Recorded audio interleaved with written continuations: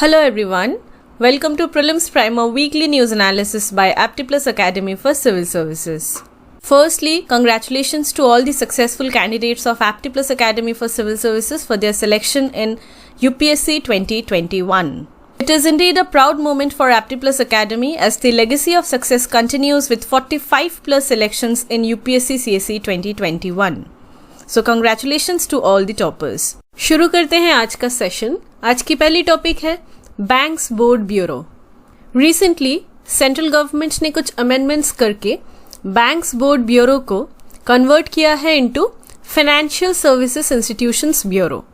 तो अचानक banks board bureau को फाइनेंशियल सर्विसेज इंस्टीट्यूशंस ब्यूरो में ट्रांसफॉर्म करने की जरूरत क्यों पड़ी?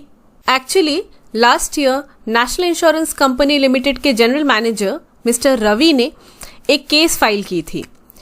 उन्होंने ये कंप्लेन किया था कि उनसे जो जूनियर है वो सिलेक्ट किए जा रहे हैं by the banks board bureau for the position of director in the company, और ऐसा 2 बार हुआ है, 2020 में और 2021 में। केस फाइल होने के बाद last year Delhi high court ने ये ऑब्जर्व किया था कि बैंक्स बोर्ड ब्यूरो जो है ये state owned general insurance companies की जनरल मैनेजर्स और डायरेक्टर्स को सिलेक्ट करने के लिए एक कॉम्पिटेंट बॉडी नहीं है।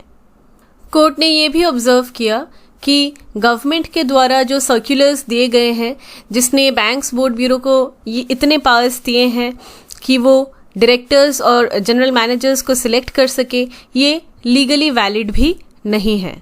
कोर्ट ने ये भी ऑर्डर दिया कि जिन जनरल मैनेजर और डायरेक्टर्स को इस तरीके से सिलेक्ट करके अपॉइंटमेंट दी गई है उन्हें अपनी पोजीशन को वेकेट भी करना हो सकता है। तो कोर्ट के इस ऑर्डर को इम्प्लीमेंटेशन करना स्टार्ट कर दिया गया है। रिसेंटली 12 से भी ज्यादा न्यूली अपॉइंटेड जो डायरेक्टर्स थे उन्हें अपनी पोजीशन को वेकेट करना पड़ा। अब समझते हैं क्या है banks board bureau. Banks board bureau एक ऑटोनोमस बॉडी है गवर्नमेंट ऑफ इंडिया की। ऑटोनोमस बॉडी यानी ऐसी ऑर्गेनाइजेशन जो इंडिपेंडेंट होती है और अपनी लॉज को खुद रेगुलेट करती है। इनमें government day to day interference नहीं करती। 2016 में बैंक्स बोर्ड ब्यूरो को स्टार्ट किया गया था by amending the nationalised banks management and miscellaneous provision scheme 1980। इस बॉडी का काम था public sector banks, public sector financial institutions, public sector insurance companies, इनकी जो बोर्ड है, बोर्ड की जो मैनेजर और डायरेक्टर्स हैं, इन्हें सर्च करना, इनकी पोजीशंस के लिए सर्च करना और सिलेक्ट करना। इसके अलावा इन इंस्टीट्यूशंस की कॉर्पोरेट गवर्नेंस को इम्प्रूव करना by recommending measures. Financial institutions के बोर्ड मेंबर्स के सिलेक्शन में पहले कई सारी इश्यूज थी। फॉर एग्जांपल पॉलिटिकल इन्फ्लुएंस था, इनकॉम्पिटेंस मेंबर्स को सिलेक्ट कर लेना। तो इन सब इश्यूज को एड्रेस करने के लिए पीजे नायक कमेटी ने रेकमेंड किया था कि एक ऐसी बॉडी बनानी चाहिए और ये गवर्नेंस को रिफॉर्म करेगा इन पब्लिक सेक्टर बैंक्स। इसी को मद्देनजर रखते हुए बैंक्स बोर्ड ब्यूरो को एस्टैब्लिश किया गया इन 2016 और it started functioning from 1 April 2016 as only as an autonomous recommendatory body. पर जैसा कि हम देख सकते हैं कि अभी फिर से इसमें भी इश्यूज आने लगी हैं, जूनियर्स को भी सिलेक्ट किया जा रहा है एंड ऑल। तो इसको रिफॉर्म करने के लिए, इस बॉडी को रिवैम्प करने के लिए इस ट्रांसफॉर्मेशन की जरूरत थी। जनरली बैंक्स बोर्ड ब्यूरो की क्या फंक्शंस होती है, क्या मैंडेट है इसके, एक बार देख लेते हैं। पहला है नेशनल बैंक्स, फाइनेंशियल इंस्टीट्यूशंस और पब्लिक सेक्टर इंश्योरेंस कंपनीज की बोर्ड डायरेक्टर्स को, होल टाइम डायरेक्टर्स, चेयरमैन, इनको सिलेक्ट करना और फिर इनके अपॉइंटमेंट के लिए रिकमेंडेशंस देना। इसके अलावा अपॉइंटमेंट से related service tenure, service termination, confirmation, इन सब से रिलेटेड जो रिकमेंडेशंस हैं इन्हें सेंट्रल गवर्नमेंट को देना। नेक्स्ट, इन इंस्टीट्यूशंस की क्या मैनेजमेंट स्ट्रक्चर होनी चाहिए at the level of board of directors and senior management, इससे रिलेटेड एडवाइस को देना to the central government. Central government को एडवाइस देना कि इन इंस्टीट्यूशंस में जो मेंबर्स हैं इनकी परफॉर्मेंस के बेस पे किस तरीके का अप्रेजल सिस्टम होना चाहिए, इसके अलावा इन इंस्टीट्यूशंस में जो ऑफिसर्स हैं इनके परफॉर्मेंस क्या है, इससे रिलेटेड एक डेटा बैंक को बिल्ड करना, इनकी कोड ऑफ कंडक्ट क्या होनी चाहिए, क्या एथिक्स होना चाहिए, इसका फॉर्मुलेशन और इन्फोर्समेंट किस तरीके से होना चाहिए, इसके ऊपर सेंट्रल गवर्नमेंट को एडवाइस देना। इंस्टीट्यूशंस में जो ऑफिसर्स हैं इनकी किस तरीके से ट्रेनिंग होनी चाहिए, क्या डेवलपमेंट प्रोग्राम होनी चाहिए, इसका एडवाइस देना। बैंक्स को मदद करना बिजनेस स्ट्रेटेजीज को डेवलप करने में। इसके अलावा कैपिटल किस तरीके से रेज किया जाए बैंक का, इसके लिए रिकमेंडेशंस देना। इसके अलावा बैंक सपोर्ट ब्यूरो हर तरीके का काम करती है जिसे गवर्नमेंट असाइन करती है after consulting the reserve bank of India. अगली टॉपिक है एंथ्रैक्स। रिसेंटली केरला के थ्रिसुर रीजन में मरे हुए वाइल्ड बोर्स में एंथ्रैक्स बैक्टीरिया को डिटेक्ट किया गया है। इसकी वजह से केरला के अथिरापल्ली जो रीजन है यहाँ पे सर्वेलेंस को बढ़ा दिया गया है और प्रिवेंटिव मेजर्स लेने स्टार्ट कर दिए गए हैं। एंथ्रैक्स जो है ये एक इन्फेक्शियस बैक्टीरियल डिजीज है। कॉजल बैक्टीरिया जो है उसका नाम है बैसिलस एंथ्रासिस। बैसिलस एंथ्रासिस एक gram positive rod shaped bacteria है। क्या होते हैं ग्राम पॉजिटिव बैक्टीरिया, हम थोड़ी देर में डिटेल में समझेंगे। बैसिलस एंथ्रासिस जो बैक्टीरिया है इनके अंदर स्पोर्स होते हैं। ये स्पोर्स जो है नेचुरली सॉइल्स में पाए जाते हैं, तो यही स्पोर्स जो है वो रिस्पॉन्सिबल होते हैं for the disease anthrax. Anthrax commonly domestic और वाइल्ड एनिमल्स को अफेक्ट करता है। एंथ्रैक्स लोगों को तब होता है जब लोग कांटेक्ट में आ जाते हैं विद द इन्फेक्टेड एनिमल या फिर किसी कंटैमिनेटेड एनिमल प्रोडक्ट के कांटेक्ट में आते हैं तब। एंथ्रैक्स की वजह से सीवियर इलनेस होती है। ये बोथ ह्यूमन एंड एनिमल्स को अफेक्ट करते हैं। ह्यूमन टू ह्यूमन ट्रांसमिशन होता है कि नहीं एंथ्रैक्स का, इसका कोई एविडेंस नहीं पाया गया है, लेकिन देखा गया है कि एंथ्रैक्स में जो स्किन लेजन्स होते हैं ये कंटेजियस हो सकते हैं अगर कोई डायरेक्ट कांटेक्ट में आता है किसी और पर्सन को जिसका एंथ्रैक्स हुआ है। एंथ्रैक्स होने से स्किन में जो लीजन्स होते हैं वो कुछ इस तरीके से दिखते हैं। स्किन में सोर्स भी होते हैं, वॉमिटिंग होती है, यही है साइंस एंड सिम्टम्स। ट्रीटमेंट की बात करें तो एंटीबायोटिक से प्रॉम्प्ट ट्रीटमेंट स्टार्ट किया जा सकता है जो एंथ्रैक्स को पूरी तरीके से क्योर करने में सक्षम होता है। इसके अलावा जहां पे हाई रिस्क ऑफ इन्फेक्शन है उन्हें एंथ्रैक्स की वैक्सीन भी रेकमेंडेड है। एंथ्रैक्स 3 प्रकार का होता है, क्यूटेनियस एंथ्रैक्स, इनहेलेशन एंथ्रैक्स और गैस्ट्रोइंटेस्टाइनल एंथ्रैक्स।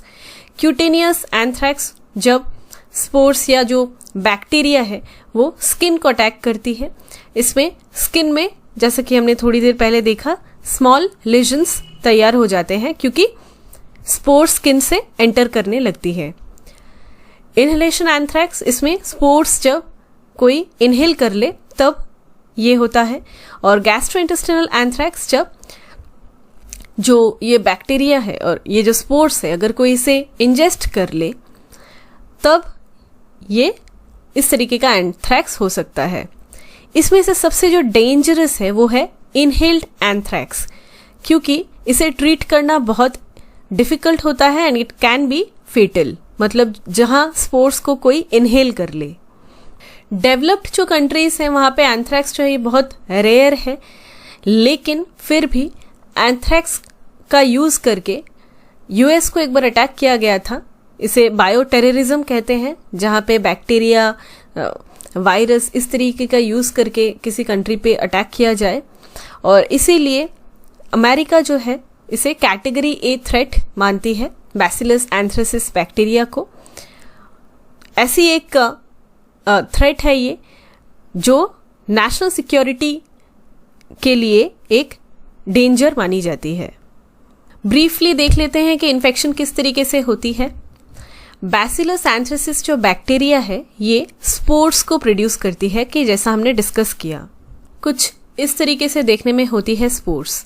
देखिए यूजुअली 2 तरीके की रिप्रोडक्टिव सेल या यूनिट, मेल रिप्रोडक्टिव सेल और फीमेल रिप्रोडक्टिव सेल का फ्यूजन होने के बाद गैमेट तैयार होता है और गैमेट से नया ऑफस्प्रिंग होता है, ये हमें पता है।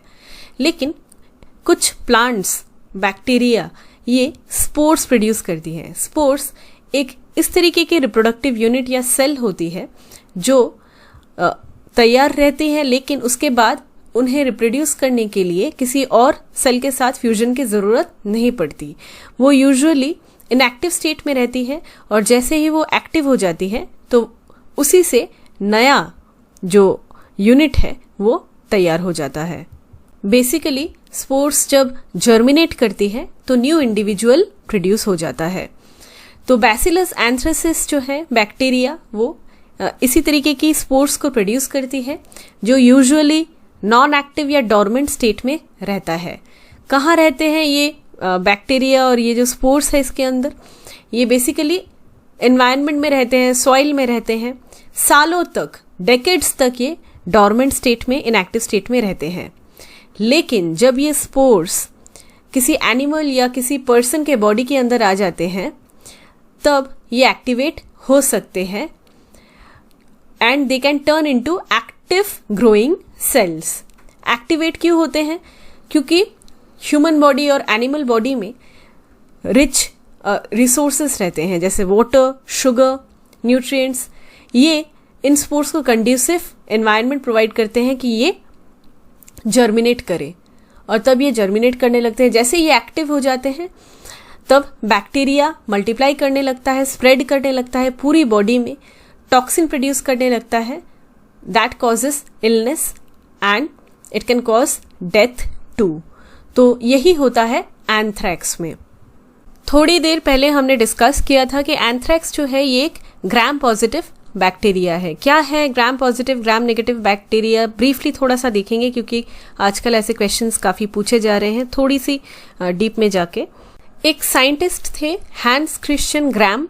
उन्होंने बैक्टीरिया को दो कैटेगरीज में डिवाइड किया था in the year 1884 based on the difference in their cell wall structures.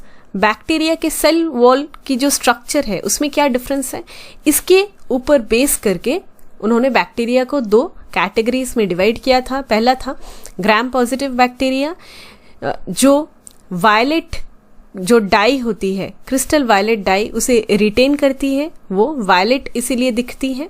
और दूसरा होता है ग्राम नेगेटिव बैक्टीरिया, जो वायलेट कलर को रिटेन नहीं करती और जो काउंटर स्टेन है सैफ्रनिन पिंक कलर का, उसे रिटेन करती है। तो ग्राम पॉजिटिव बैक्टीरिया और ग्राम नेगेटिव बैक्टीरिया की सेल वॉल की जो स्ट्रक्चर है उसमें क्या क्या डिफरेंसेस है ब्रीफली समझ लेते हैं। ग्राम पॉजिटिव बैक्टीरिया की जो सेल होती है वो स्मूथ होती है, सेल वॉल सिंगल लेयर्ड होती है, लेकिन ग्राम नेगेटिव बैक्टीरिया की जो सेल वॉल है वो डबल लेयर्ड होती है, वो थोड़ी वेवी होती है।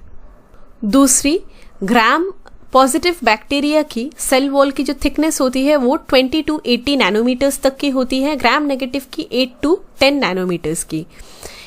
नेक्स्ट है पेप्टाइडोग्लाइकन, बहुत इंपॉर्टेंट है। पेप्टाइडोग्लाइकन जो है ये ग्राम पॉजिटिव बैक्टीरिया में बहुत थिक होती है ये लेयर, और इसी की वजह से gram positive bacteria violet dye को, जो स्टेन को, वो रिटेन कर लेता है। लेकिन ग्राम नेगेटिव बैक्टीरिया में पेप्टाइडोग्लाइकन जो है वो बहुत थिन होती है और वो सिंगल लेयर्ड होती है। ग्राम पॉजिटिव में पेप्टाइडोग्लाइकन लेयर जो है वो मल्टी लेयर्ड होती है। पेप्टाइडोग्लाइकन जो है ये एक तरीके की पॉलीमर है and it consists of sugars and amino acids. ज्यादातर बैक्टीरिया की आउटर जो प्लाज्मा मेम्ब्रेन लेयर होती है उसके बाहर एक मेश लाइक पेप्टाइडोग्लाइकन लेयर होता है जो उस बैक्टीरिया की सेल वॉल को फॉर्म करता है। तो यही होता है peptidoglycan. It's important to note कि ग्राम पॉजिटिव बैक्टीरिया की आउटर मेम्ब्रेन नहीं होती, एब्सेंट होती है। ग्राम नेगेटिव बैक्टीरिया की आउटर मेम्ब्रेन प्रेजेंट होती है। ग्राम पॉजिटिव टेकोइक एसिड होती है ग्राम पॉजिटिव बैक्टीरिया में, ग्राम नेगेटिव बैक्टीरिया में टेकोइक एसिड जो है वो नहीं होती। ग्राम पॉजिटिव बैक्टीरिया एंटीबायोटिक से बहुत ज्यादा ससेप्टिबल होती है। एंटीबायोटिक से वो ग्राम पॉजिटिव बैक्टीरिया जो है वो नष्ट हो जाती है, लेकिन ग्राम नेगेटिव बैक्टीरिया वो काफी हद तक रेजिस्टेंट रहती है एंटीबायोटिक्स के अगेंस्ट। कुछ एग्जांपल से समझते हैं। ग्राम पॉजिटिव बैक्टीरिया के एग्जांपल्स में आते हैं स्ट्रेप्टोकोकस। ग्राम नेगेटिव बैक्टीरिया के एग्जांपल है एस्चेरिचिया कोली, साल्मोनेला एटसेट्रा। अगली टॉपिक है पोएम या PSLV orbital experimental module. Recently ISRO ने PSLV C-53 को सक्सेसफुली लॉन्च किया from the Satish Dhawan space centre in Sriharikota. PSLV C-53 जो है इसने लोअर अर्थ ऑर्बिट में सैटेलाइट्स को प्लेस भी कर दिया है। ये PSLV का 55th मिशन था।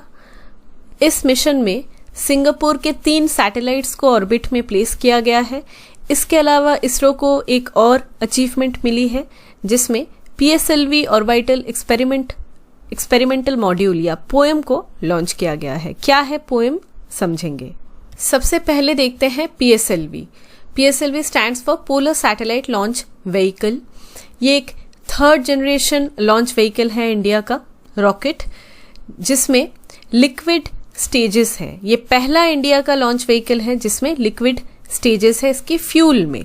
ओके, इंडिया की जो भी कम्युनिकेशन सैटेलाइट्स हैं, रिमोट सेंसिंग सैटेलाइट्स जिन्हें सन सिंक्रोनस ऑर्बिट्स में प्लेस किया जाता है, इसको लॉन्च करने के लिए PSLV का यूज किया जाता है। इट्स इंपॉर्टेंट टू नोट कि 1993 में PSLV का एडवेंट हुआ। उससे पहले अगर इंडिया कोई ऐसी रिमोट सेंसिंग सैटेलाइट को प्लेस करना चाहती थी तब ये पॉसिबल था only through Russia.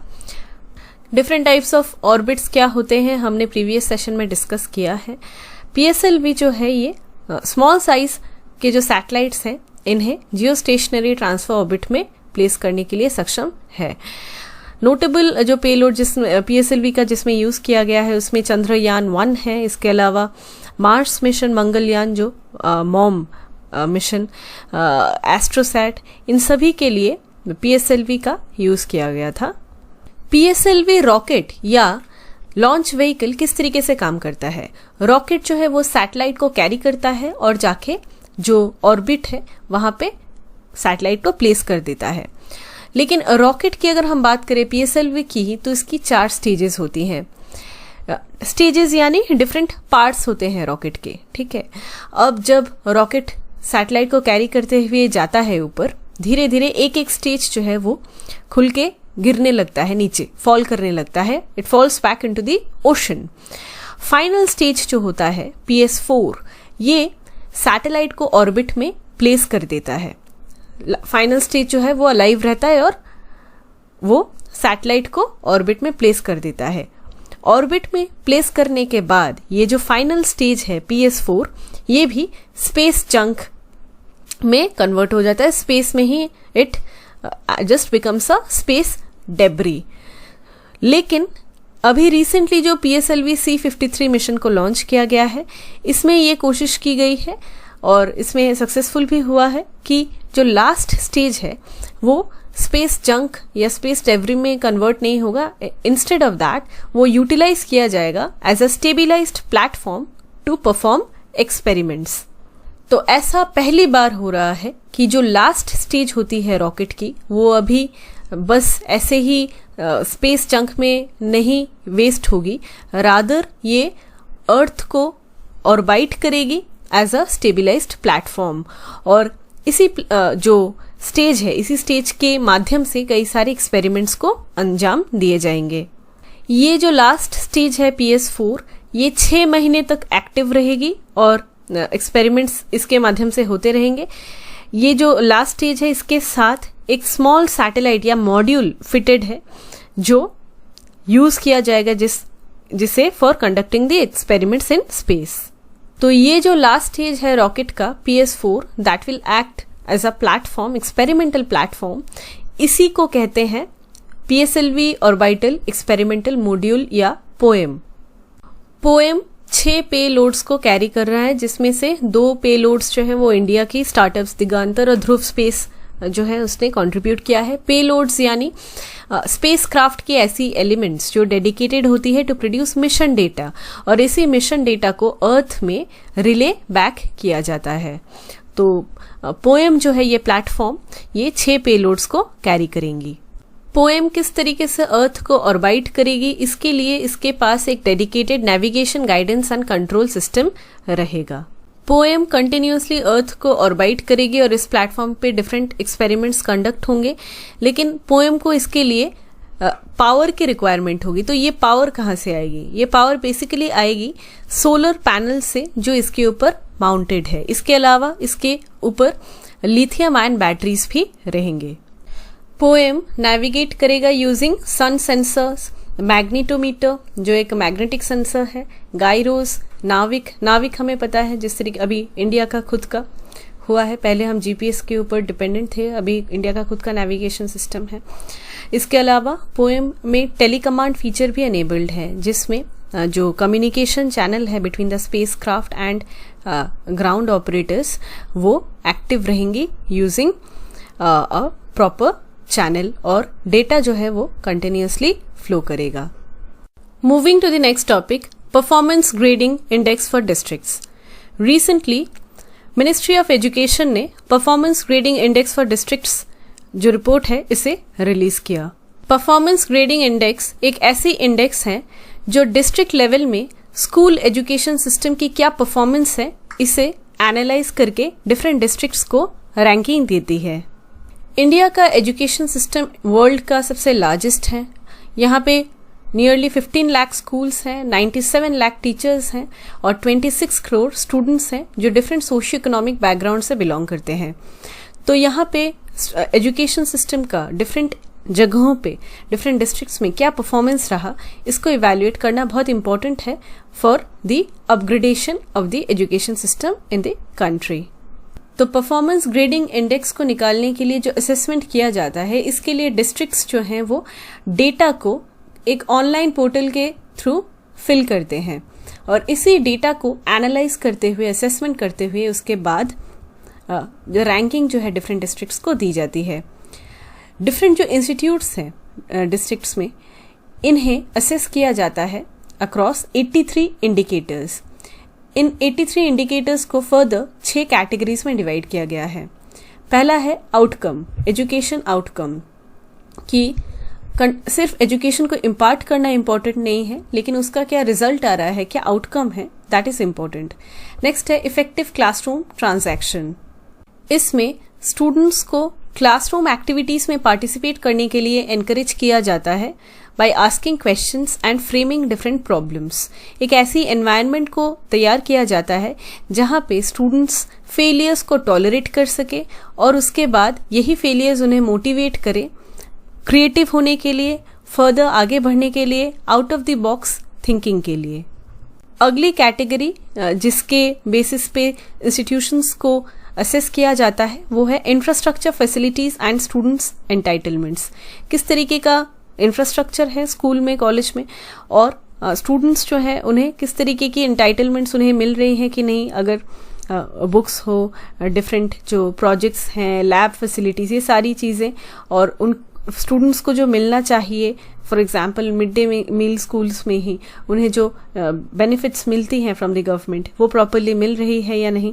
School safety and child protection, ये दूसरा है कि स्कूल में सेफ्टी प्रोविजंस है या नहीं। चिल्ड्रन जो है वो काफ़ी ज़्यादा वल्नरेबल होते हैं जब वो स्कूल में रहते हैं to seniors and other adults. Digital learning का प्रोविजन है कि नहीं इंस्टीट्यूशन में, और इंस्टीट्यूशन किस तरीके से गवर्न हो रहा है, गवर्नेंस प्रोसेस जो है वो ट्रांसपेरेंट है कि नहीं। असेसमेंट के लिए इन 6 कैटेगरीज को फर्दर 12 सब कैटेगरीज में डिवाइड किया गया है। वो है लर्निंग आउटकम एंड क्वालिटी। ये सेल्फ एक्सप्लेनेटरी है कि लर्निंग आउटकम कैसा हो रहा है और क्वालिटी कैसी है जो स्टूडेंट्स लर्न कर रहे हैं उसकी। एक्सेस आउटकम्स, कितना एक्सेसिबल है। Teacher availability and professional development outcomes, learning management, learning enrichment activities, infrastructure, facility, student entitlements, school safety and child protection, digital learning, funds convergence and utilization, enhancing CRC's performance, attendance monitoring system, school leadership development. इसमें fund convergence and utilisation, funds जो हैं वो जो allotted होते हैं उसका proper utilisation हो रहा है कि नहीं हो रहा है। CRCs यानी cluster resource centres, block resource centres और क्लस्टर रिसोर्स सेंटर्स, इन्हें एस्टैब्लिश किया गया था डिस्ट्रिक्ट के हर एक ब्लॉक में। इन्हें एस्टैब्लिश किया गया था अंडर द सर्व शिक्षा अभियान। क्लस्टर रिसोर्स सेंटर्स और ब्लॉक रिसोर्स सेंटर्स में टीचर ट्रेनिंग प्रोवाइड की जाती है, इन सर्विस टीचर ट्रेनिंग। इसके अलावा टीचर्स को और स्कूल्स को एकेडमिक सपोर्ट भी प्रोवाइड किया जाता है ऑन ए रेगुलर बेसिस, और इन्हीं सब एक्टिविटीज़ को कंडक्ट किया जाता है। तो यहाँ पे परफॉर्मेंस ग्रेडिंग इंडेक्स जो है, इसमें असेसमेंट में ये भी एक पैरामीटर है, एनहांसिंग सीआरसीज परफॉर्मेंस की क्लस्टर रिसोर्स सेंटर्स ठीक ठाक काम कर रहे हैं कि नहीं, इनका क्या परफॉर्मेंस है, इसे भी असेस किया जाता है रैंकिंग देने से पहले। इंडेक्स में डिस्ट्रिक्ट्स को ग्रेड्स दिए जाते हैं और ये ग्रेड्स 10 प्रकार के होते हैं। दक्ष जो है ये हाईएस्ट अचीवेबल ग्रेड है डिस्ट्रिक्ट्स की, जहाँ पे 90% से ज़्यादा अगर किसी डिस्ट्रिक्ट ने स्कोर किया ओवरऑल टोटल पॉइंट्स में, तो दक्ष कैटेगरी में वो डिस्ट्रिक्ट डिक्लेयर की जाती है। और आकांक्षी 3 जो है ये लोएस्ट कैटेगरी है, जहाँ पे 10% तक अगर किसी डिस्ट्रिक्ट का स्कोर है तो इसे आकांक्षी 3 कैटेगरी में दिया जाता है। तो टोटल 10 ऐसे ग्रेड्स हैं। इस साल की परफॉर्मेंस ग्रेडिंग इंडेक्स में राजस्थान की सिकर जो डिस्ट्रिक्ट है ये टॉप परफॉर्मर रही, लेकिन इंडेक्स में ये पाया गया कि इंडिया जो है वो डिजिटल लर्निंग कैटेगरी में इंडिया ने बहुत ही पुअरली परफॉर्म किया है। कंट्री की अराउंड 61% डिस्ट्रिक्ट्स में स्टूडेंट्स का बहुत लेस एक्सपोजर है टू डिजिटल लर्निंग, क्योंकि अवेलेबिलिटी ऑफ कंप्यूटर्स कम है, इंटरनेट फैसिलिटीज नहीं है, टीचर्स प्रॉपर्ली ट्रेंड नहीं है टेक्नोलॉजिकल टूल्स को हैंडल करने के लिए इन दी स्कूल्स। अराउंड 180 डिस्ट्रिक्ट्स ने 10% से भी कम स्कोर किया है on digital learning. District level में स्कूल्स, इंस्टीट्यूशंस, एजुकेशन सिस्टम में क्या गैप्स रह रहे हैं, इसे आइडेंटिफाई करने में मदद करेगी परफॉर्मेंस ग्रेडिंग इंडेक्स। इसके अलावा एजुकेशन इंस्टीट्यूशंस को एनकरेज भी करेगी कि वो बेटर परफॉर्म करे और अपनी क्वालिटी ऑफ एजुकेशन को भी बढ़ाए। Moving to the next topic, Jordan. Recently Jordan के अकाबा में एक गैस लीक की वजह से 10 लोगों की मौत हो गई और अराउंड 250 लोग जो है वो इंजर हो गए। जॉर्डन जो है ये वेस्ट एशिया में स्थित है। ये एशिया, अफ्रीका और यूरोप के क्रॉस रोड्स में आती है। बॉर्डर्स की बात करें तो जैसा कि हम इस मैप में देख सकते हैं, साउथ में और ईस्ट में है सऊदी अरेबिया, जॉर्डन के नॉर्थ ईस्ट में है इराक, जॉर्डन के नॉर्थ में है सीरिया, जॉर्डन के वेस्ट में है वेस्ट बैंक, इजराइल और डेड सी। जॉर्डन अपने साउथ वेस्ट में रेड सी का जो गल्फ ऑफ अकाबा है उसके साथ कोस्ट लाइन शेयर करती है। गल्फ ऑफ अकाबा जॉर्डन को इजिप्ट से सेपरेट करती है। इस मैप में हम देख सकते हैं यहाँ पे ये है गल्फ ऑफ अकाबा और ये है सिनाई पेनिनसुला। तो इसी के साथ ये इजिप्ट जो है सेपरेट हो जाता है जॉर्डन के साथ by gulf of Aqaba. Jordan की अगर हम कैपिटल की बात करें तो वो है अम्मान। ये जॉर्डन की लार्जेस्ट सिटी भी है। जॉर्डन के ठीक वेस्ट में डेड सी है, हम देख सकते हैं। जॉर्डन जो है वर्ल्ड का 5th largest oil shell reserves हैं इसके पास। अगली टॉपिक है कृष्णा रिवर। रिसेंटली तमिलनाडु ने आंध्र प्रदेश को रिक्वेस्ट किया कि वो कृष्णा रिवर का वाटर सप्लाई जो है उसे सस्पेंड करे, क्योंकि चेन्नई में जो रिजर्वॉयर्स हैं जहाँ पे कृष्णा रिवर से वाटर आती है वो रिजर्वॉयर्स पूरी तरीके से फिल हो गए हैं। गंगा और गोदावरी के बाद इंडिया की 3rd लॉन्गेस्ट रिवर है कृष्णा, और ये इसमें वाटर इनफ्लोज की अगर हम बात करें तो ये 4th लार्जेस्ट है in terms of water inflow, और रिवर बेसिन एरिया भी इसकी बहुत बड़ी है। सबसे बड़ी रिवर बेसिन है गंगा की, फिर है इंदस नदी, फिर है गोदावरी और उसके बाद आती है कृष्णा। टोटल लेंथ की अगर हम बात करें तो 1400 किलोमीटर और ये बे ऑफ बंगाल में जाके गिरती है। कृष्णा बेसिन जो है ये कृष्णा रिवर की जो बेसिन है ये एक्सटेंड करती है in states like Andhra Pradesh, Maharashtra and Karnataka. River जो है इसकी बॉर्डर्स की अगर हम बात करें तो कृष्णा रिवर के ठीक नॉर्थ में है बालाघाट रेंज, ईस्टर्न घाट्स है साउथ में और ईस्ट में, और वेस्टर्न घाट्स है वेस्ट में। ओरिजिन की अगर हम बात करें तो ये महाराष्ट्र के सातारा डिस्ट्रिक्ट से ये ओरिजिन करती है वेस्टर्न घाट्स में महाबालेश्वर के पास से, और ये मेजर सोर्स ऑफ इरिगेशन है महाराष्ट्र, कर्नाटका, तेलंगाना और आंध्र प्रदेश की। इसमें इसकी जो ट्रिब्यूटरीज हैं अगर इसकी बात करें तो लेफ्ट बैंक ट्रिब्यूटरीज में आती है Bhima, Dindi, Pidavagu, Musi, Paleru, Munneru. Right bank tributaries में है कुडियाली या जिसे निरांजना भी कहते हैं, वेन्ना, कोयना, पंचगंगा, दूधगंगा, घटप्रभा, मालप्रभा, तुंगभद्रा। कृष्णा रिवर की जो लार्जेस्ट ट्रिब्यूटरी है इन टर्म्स ऑफ विड्थ वो है तुंगभद्रा रिवर, लेकिन लॉन्गेस्ट लेंथ वाइज अगर हम देखें तो सबसे बड़ी ट्रिब्यूटरी है भीमा रिवर। बहुत इंपॉर्टेंट, अगर हम जो सॉइल कृष्णा बेसिन में मिलते हैं उसमें है black soil, red soil, laterite soil, alluvium, mixed soil, saline and alkaline soil. Krishna Godavari delta को राइस ग्रैनरी ऑफ इंडिया भी कहते हैं क्योंकि यहाँ पे राइस बहुत ज़्यादा कल्टीवेट किया जाता है। कृष्णा रिवर जो है वो रिच है in mineral deposits, for example oil, gas, KGB basin हमें पता है, coal, iron, limestone, gold, granite, laterite, uranium, dolomite, diamonds यहाँ पे मिलते हैं।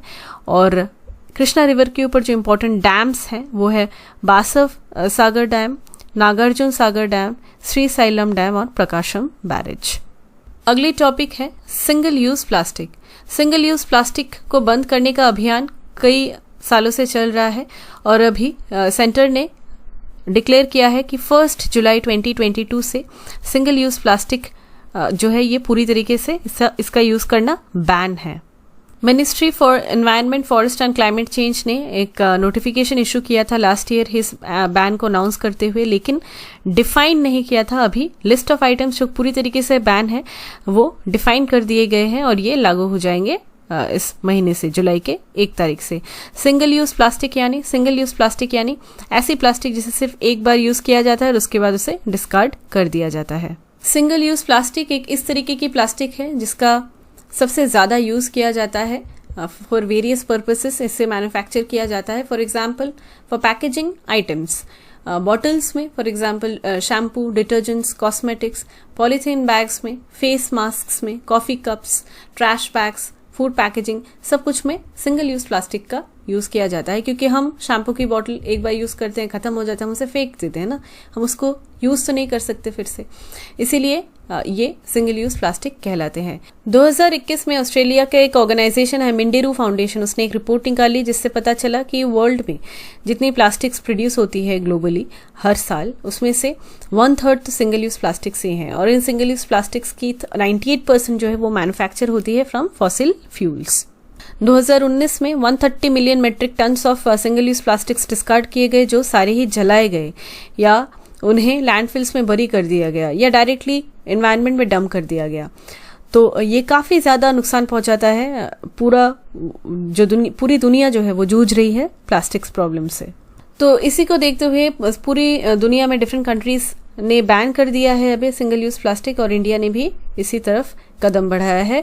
अगर हम आइटम्स की बात करें जिसे सेंट्रल पोल्यूशन कंट्रोल बोर्ड ने बैन किया है, जिस लिस्ट की हम बात कर रहे थे उसमें आते हैं, बहुत इंपॉर्टेंट है ईयरबड्स।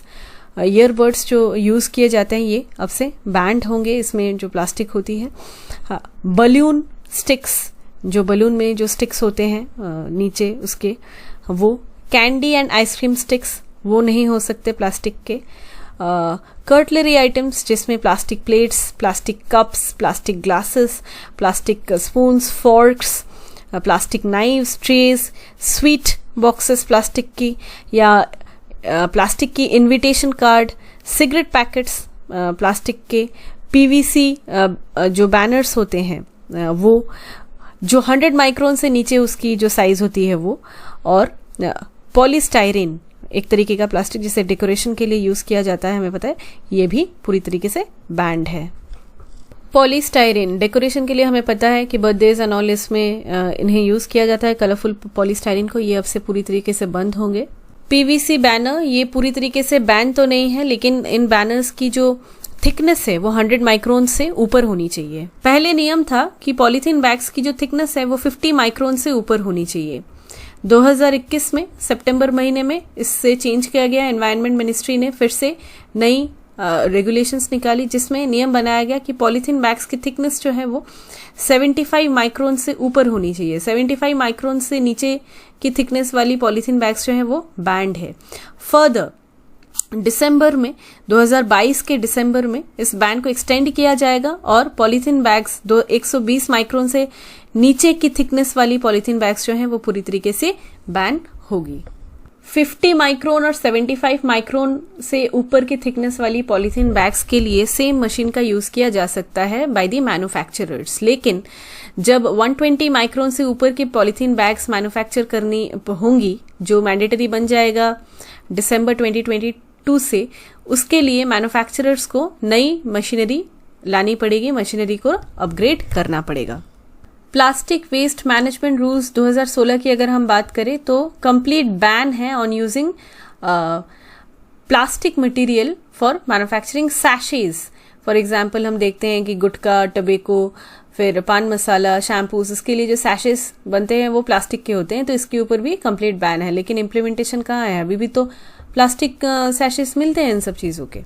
एनी हाउ, अभी जो नई लिस्ट बनाई गई है जिसमें जो आइटम्स बैन है, इसके इन्फोर्समेंट के लिए कौन रिस्पॉन्सिबल होगा? तो CPCB, central pollution control board जो है ये मॉनिटर करेगा बैन को from the end of the centre. और स्टेट की अगर हम बात करें तो स्टेट पोल्यूशन कंट्रोल बोर्ड जो है ये कंटिन्यूअस बेसिस पे सेंट्रल गवर्नमेंट को रेगुलरली रिपोर्ट करेगा।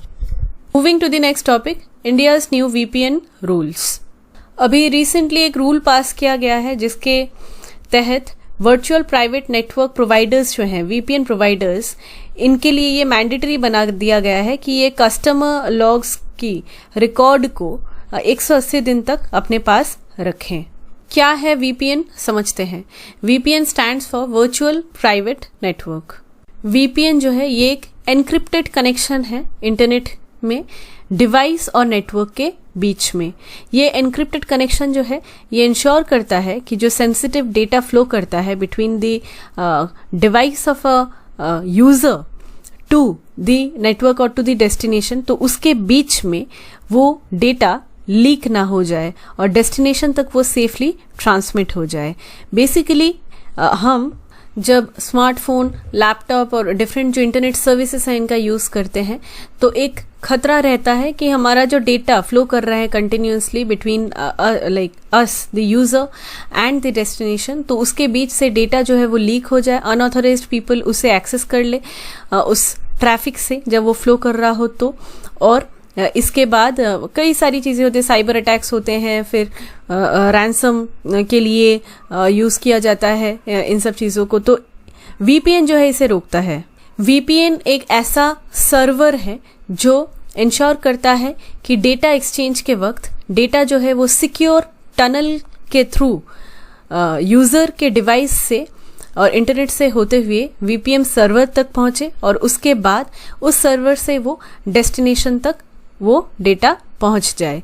तो इससे क्या होता है कि जो यूज़र है उसकी आइडेंटिटी हिडन रहती है ऑनलाइन, यूज़र का जो डेटा है वो भी हिडन रहता है, वो सिक्योर रहता है और यूज़र जो है वो इंटरनेट को और भी फ्रीली यूज़ कर पाता है without any fear and without being vulnerable. It's important to note कि यूज़र कंप्यूटर में जब VPN सॉफ्टवेयर को यूज़ करते हैं और डेटा जो है वो एनक्रिप्टेड हो जाता है तो VPN सर्वर तक वो डेटा पहुंचता है through a secure connection as discussed before.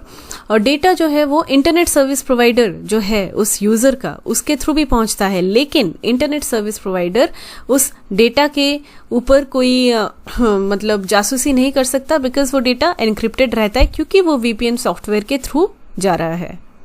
इस इमेज में आप देख सकते हैं ये यूज़र का लैपटॉप है, VPN सॉफ्टवेयर यहाँ पे है। अब डेटा जो है जो फ्लो कर रहा है जो यूज़र का इंटरनेट सर्विस प्रोवाइडर है, डिफरेंट जगहों पे डिफरेंट होते हैं, अलायंस है फॉर एग्जांपल, तो ये जो ब्रॉडबैंड सर्विसेज ये प्रोवाइड करते हैं तो ये इंटरनेट सर्विस प्रोवाइडर से होते हुए VPN सर्वर तक जाता है। लेकिन ये पूरी तरीके से एक एनक्रिप्टेड VPN टनल है क्योंकि ये सॉफ्टवेयर का यहाँ पे यूज़ हुआ है, तो डेटा जो है ये ISP जो इंटरनेट सर्विस प्रोवाइडर है वो भी इसे डिक्रिप्ट नहीं कर सकते। तो एनक्रिप्टेड वे में ये डेटा VPN सर्वर तक जाता है और उसके बाद इंटरनेट क्लाउड में और जो यूज़र डिफरेंट जो डेस्टिनेशंस हैं वहाँ पे ये डेटा पहुँचता है। तो डेटा जो है वो पूरी तरीके से सिक्योर रहता है, एनक्रिप्टेड रहता है, तो कोई इसे डिक्रिप्ट नहीं कर सकते। लेकिन VPNs जो हैं ये खुद यूज़र को ट्रैक कर सकते हैं यूजिंग यूज़र डेटा। कैसे कि यूज़र जो है वो किस चीज़ में लॉग इन कर रहे हैं, ब्राउजिंग एक्टिविटी यूज़र की क्या है, यूज़र की ऑनलाइन बिहेवियर क्या है, डिफरेंट जो कनेक्शंस यूज़र यूज़ कर रही है इंटरनेट को यूज़ करने के टाइम पे, तो वहाँ पे क्या टाइम स्टैम्प्स हैं, ये सारी जो फुटप्रिंट्स हैं यूज़र की, ये VPNs के पास रहती है। VPN का सिग्निफिकेंस बहुत ही ज़्यादा है इन प्रेजेंट टाइम्स, क्योंकि बैंकिंग से लेके शॉपिंग सब कुछ अभी ऑनलाइन है। सोशल मीडिया पे भी वल्नरेबिलिटी, मेडिकल रिकॉर्ड्स, हर जगह पे अगर वल्नरेबल रहे, सारा डेटा अगर इजीली एक्सेसिबल हो अनऑथराइज्ड पर्सन्स को, तो वो यूज़र को ब्लैकमेल कर सकते हैं रैंसम के लिए। इसके अलावा उसका डेटा यूज़ कर सकते हैं रिवेंज, बहुत कुछ के लिए इसका मिसयूज़ किया जा सकता है। तो VPN इस मिसयूज़ को रोकता है। ऑल्सो हम चाहते हैं कि हमारा डेटा जो हो वो पूरी तरीके से ओपन ना हो, ताकि हैकर्स उसे हैक ना कर पाए, गवर्नमेंट स्पाइंग ना कर पाए, इंटरनेट सर्विस प्रोवाइडर को ना पता चले, वेबसाइट्स जो हैं उन्हें ना पता चले कि मेरी क्या इंटरनेट एक्टिविटी है, एम्प्लॉयर्स जो हैं वो ना मिसयूज़ करे इसका। तो हमारा डेटा हाईजैक ना हो, इसके लिए VPN जो है हमारे डेटा को शील्ड करता है। अभी इंडिया में कुछ नए रूल्स आई हैं VPN से रिलेटेड, जिसमें VPN जो वर्चुअल प्राइवेट नेटवर्क प्रोवाइडर्स हैं, इनके पास ये मैंडेटरी बना दिया गया है कि ये कस्टमर की लॉगिन जो डिटेल्स हैं उसे 180 दिन तक रखे, और इसके अलावा 5 साल तक कस्टमर डेटा को कलेक्ट करके उसे स्टोर करके भी रखे। इसके अलावा VPN प्रोवाइडर्स को ये भी हिदायत दी गई है कि अगर साइबर क्राइम होता है तो 6 घंटे के अंदर अंदर इसे computer emergency response team CERT-10 जो इंडिया का साइबर सिक्योरिटी एजेंसी है, इससे ये रिपोर्ट कर दे within 6 hours. It's important to note कि ये जो नई सारी रूल्स हैं ये एप्लीकेबल है टू ऑल द एंटिटीज, मतलब अगर साइबर इंसिडेंट्स इंडिया के बाहर हो रही है तब भी साइबर सिक्योरिटी इंसिडेंट्स कि उनका फिजिकल प्रेजेंस इंडिया में हो ना हो। इसके अलावा जो वर्चुअल प्राइवेट नेटवर्क्स हैं, जो प्रोवाइडर्स हैं, वो मतलब as long as they are delivering services to Indian users, तो उन्हें इन रूल्स के साथ कंप्लाई करना होगा। इन नए रूल्स की कई सारी एडवांटेजेस हैं। फॉर एग्जांपल मनी लॉन्ड्रिंग अब से टफ हो जाएगा, क्योंकि banking fraud bye stealing the identities एक बहुत ज़्यादा एक कंसर्न है। तो VPN सर्विस प्रोवाइडर जो है वो यूज़र की डेटा को ट्रैक कर पाएंगे, तो इससे गवर्नमेंट भी ट्रैक कर पाएगी कि अगर कहीं पे फ्रॉड होता है तो कौन से साइबर क्रिमिनल्स हैं जिनकी वजह से ये हुआ है, सोशल एलिमेंट्स, तो इसे ये कर पाएंगे ट्रैक। इन नए रूल्स की वजह से कुछ कंसर्न्स भी है। पहला है यूज़र प्रिवेसी। VPNs जो है वो अब से रेगुलेटेड होंगी इंडिया में, तो VPN यूजर्स जो हैं they are at risk of being targets of surveillance and loss of privacy.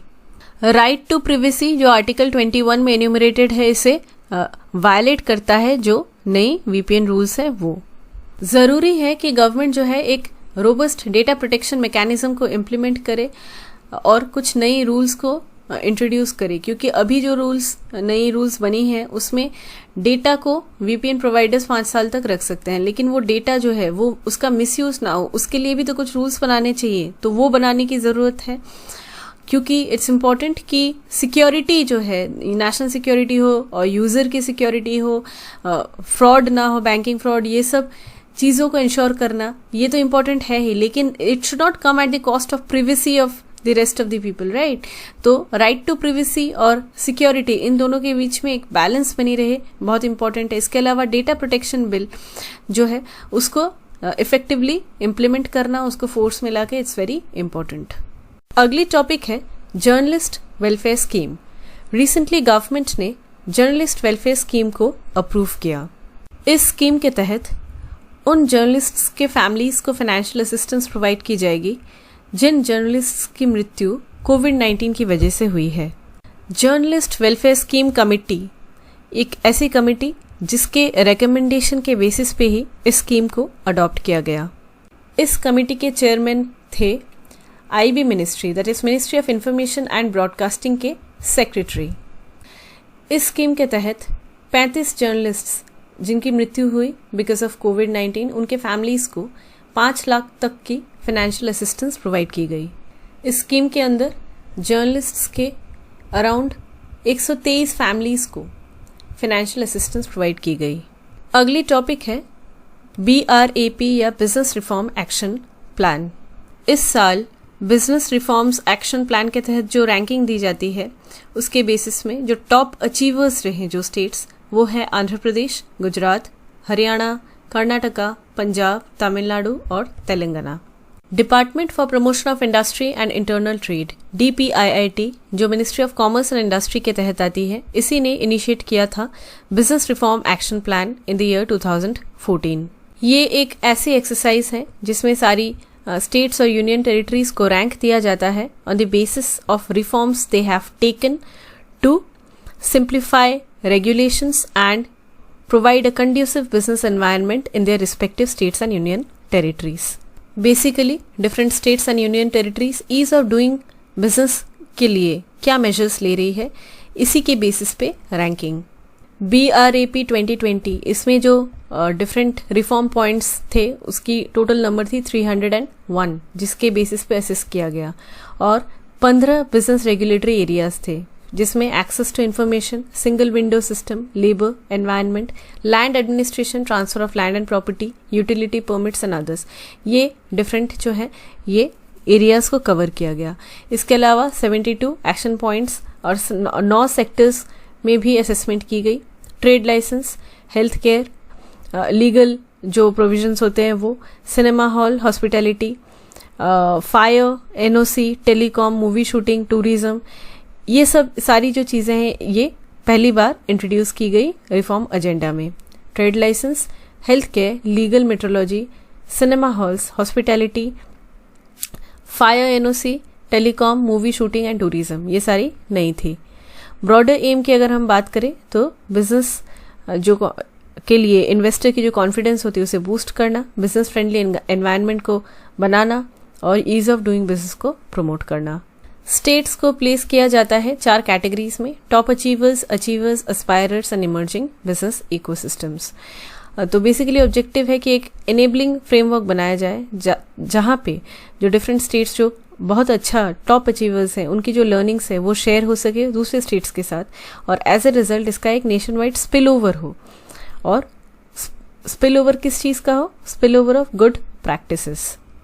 As discussed before, BRAP 2020 की अगर हम फाइंडिंग्स की बात करें तो टॉप अचीवर्स थे आंध्र प्रदेश, गुजरात, हरियाणा, कर्नाटका, पंजाब, तमिलनाडु एंड तेलंगाना। वहीं पे जो नीचे थे इमर्जिंग बिजनेस इकोसिस्टम्स कैटेगरी में अंडमान एंड निकोबार, बिहार, झारखंड, दमन दीव, दिल्ली, कश्मीर, मणिपुर, मेघालय, नागालैंड, पुडुचेरी एंड त्रिपुरा आते हैं। अगली टॉपिक है ताजिकिस्तान। रिसेंटली इंडिया और ताजिकिस्तान के बीच में एक बायलैटरल मीटिंग हेल्ड हुई। This was on the sidelines of the United Nations ocean conference जो पोर्तुगल के लिस्बन में हुई। वाटर रिसोर्सेज से रिलेटेड बातें हुई इस मीटिंग में। Non conventional energy, global water action, sustainable development, इन सब से रिलेटेड बातें हुई। हम यहाँ पे देखेंगे about Tajikistan. Tajikistan central Asia की एक लैंड लॉक्ड कंट्री है। चारों तरफ लैंड है और ओपन सी के साथ इसका कोई एक्सेस नहीं है, इसीलिए लैंड लॉक्ड। इसकी कैपिटल है दुशानबे यहाँ पे। और बॉर्डर की अगर हम बात करें, दुशानबे लार्जेस्ट सिटी भी है ताजिकिस्तान की। बॉर्डर की अगर हम बात करें तो साउथ में है अफगानिस्तान, इसके अलावा वेस्ट में है उज्बेकिस्तान, किर्गिस्तान है नॉर्थ में, चाइना है ईस्ट में। तो अफगानिस्तान, उज्बेकिस्तान, किर्गिस्तान और चाइना। ताजिकिस्तान में पामीर रेंज की माउंटेन्स जो है वो यहाँ पे स्थित है। 90% ऑफ द कंट्री जो है इसमें माउंटेन्स है। और 2 रिवर्स है, एक है अमू दरिया और एक है पंच रिवर्स। ये ताजिकिस्तान के बॉर्डर को मार्क करते हैं विथ अफगानिस्तान। अगली टॉपिक है डाक कर्मयोगी। रिसेंटली डिपार्टमेंट ऑफ पोस्ट्स जो मिनिस्ट्री ऑफ कम्युनिकेशन के अंदर आती है, इसने डाक कर्मयोगी ई-लर्निंग प्लेटफॉर्म को लॉन्च किया। डाक कर्मयोगी पोर्टल जो है ये पोस्टल डिपार्टमेंट में जो भी एम्प्लॉयज़ हैं और डाक सेवक्स हैं, इनकी स्किलिंग और कैपेसिटी बिल्डिंग में मदद करेगा। इस पोर्टल में स्टैंडर्ड ट्रेनिंग कंटेंट रहेंगे ताकि ग्रामीण डाक सेवक और जो डिपार्टमेंटल एम्प्लॉयज़ हैं उनकी कस्टमर सेटिस्फैक्शन बढ़े। ट्रेनिंग के कंप्लीट होने के बाद पोस्टल डिपार्टमेंट के जो एम्प्लॉयज़ हैं और डाक सेवक्स हैं उन्हें एक कंप्लीशन सर्टिफिकेट भी दी जाएगी। डिपार्टमेंट ऑफ पोस्ट्स के जो एम्प्लॉयज़ हैं इनकी परफॉर्मेंस, गुड परफॉर्मेंस को रिकॉग्नाइज करने के लिए मिनिस्ट्री ने एक अवार्ड का भी एस्टैब्लिश किया है, that is Meghdoot awards. Meghdoot awards को 1984 में ही स्टार्ट कर दिया गया था and it is the highest award for the department of posts at the national level, ताकि उनकी जो परफॉर्मेंस और एक्सीलेंस है उसे रिकग्नाइज किया जाए। 8 कैटेगरीज में इस अवार्ड को दिया जाता है। इस अवार्ड में एक मेडल, सर्टिफिकेट और 21,000 रुपीज़ का कैश अवार्ड दिया जाता है। तो coming back to the portal, ये पोर्टल जो है मिशन कर्मयोगी के तहत विजन के अंदर ये काम करेगी। हमने मिशन कर्मयोगी के बारे में पहले पढ़ा है कि ये गवर्नमेंट एम्प्लॉयज़ के में एक एफिशिएंसी लाए और ब्यूरोक्रेसी में भी एफिशिएंसी लाए, ताकि मिनिमम गवर्नमेंट मैक्सिमम गवर्नेंस का जो विजन है वो फुलफिल हो। इसी के लिए मिशन कर्मयोगी को स्टार्ट किया गया था और इसी मिशन के तहत डिपार्टमेंट ऑफ पोस्ट्स के अंदर अभी ये डाक कर्मयोगी ई लर्निंग प्लेटफॉर्म जो एक पोर्टल है, इसे स्टार्ट किया जा रहा है। कुछ प्रैक्टिस क्वेश्चंस डिस्कस कर लेते हैं। आपको बताना है कौन से ट्रू है, कौन से false. Number 1, banks board bureau is a statutory body of the Government of India tasked to search and select apposite personages for board of public sector banks, public sector financial institutions and public sector insurance companies and recommend measures to improve corporate governance in these institutions. Number 2, recently the performance grading index for districts was released by the Ministry of Commerce and Industry. Number 3, plastics that have been completely banned in India by the Central Pollution Control Board are earbuds, balloon sticks, candy and ice cream sticks, and PVC banners. Number 4, India has passed a rule mandating virtual private network providers to record and keep their customers' logs for 180 days. Number 5, anthrax is a viral disease that commonly affects domestic and wild animals around the world. Number 6, the PSLV orbital experimental module is a platform that will help perform in-orbit experiments using the spent PS4 stage as an orbital platform. PS4 is usually a discarded stage of ISRO's workhorse rocket, the PSLV or Polar Satellite Launch Vehicle. Number 7, Jordan is bordered by Saudi Arabia, Iraq, Syria and Lebanon.